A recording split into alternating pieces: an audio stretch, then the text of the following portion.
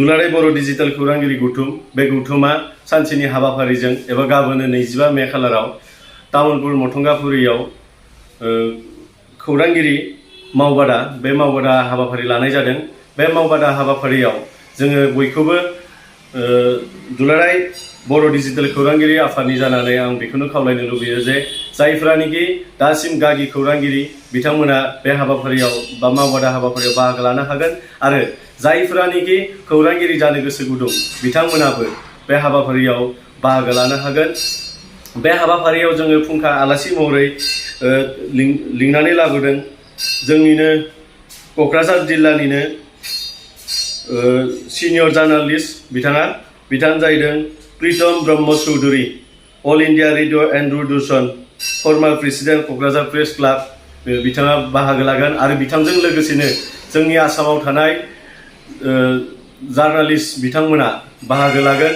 बे बाहागो लानाय हाबाफारियाव बिथांमोना खोब बेसेन गोसा बिबुंथि लाखिगोन एबा खौरांगिरि जानो थाखाय माबायदि खामानि मावनांगौ आरो माबायदि खामानि मावोब्ला जोङो जोंनि समाजखौ जोङो मोजां मोनसे लामाथिं लांनो हायो बेनि जोंनो आइडिया बा फर्मुलाफोरखौ जों होगोन आरो खौरांगिरि जानो थाखाय जोंनो मा मोनसे क्वालिटिखौ नांगौ रोंगौथिखौ नांगौ बेनि फोरोंथाइफोरखौ बिथांमोना होलांगोन। दा बेनिखायनो आङो खावलायनो लुबैदों जायफ्रानिकि गागि खौरांगिरि आरो जायफ्रानिकि खौरांगिरि जानो गोसो गुदुं बिथांमोना बे हाबाफारियाव बाहागो लाफैगोनखौ आङो आसा खालामहरदों।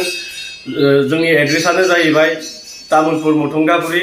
बेवहाय जोङो जागोन जायफ्रानिकि बे हाबाफारियाव बाहागो लागोन आरो बिथांमोना बे जोंनि बे खौरां मेल जानाय बा खौरां मावबादा हाबाफारिनि जि जायगा बेखौ मिथियाब्ला आङो एड्रेसखौ खनसे बुंनो लुबैदों।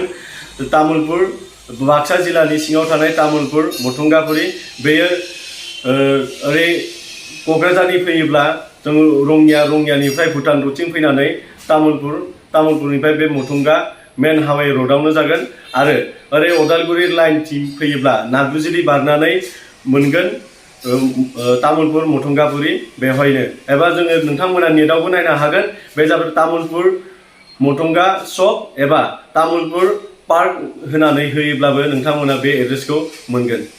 बेखिनियानो, गोजोन्थों।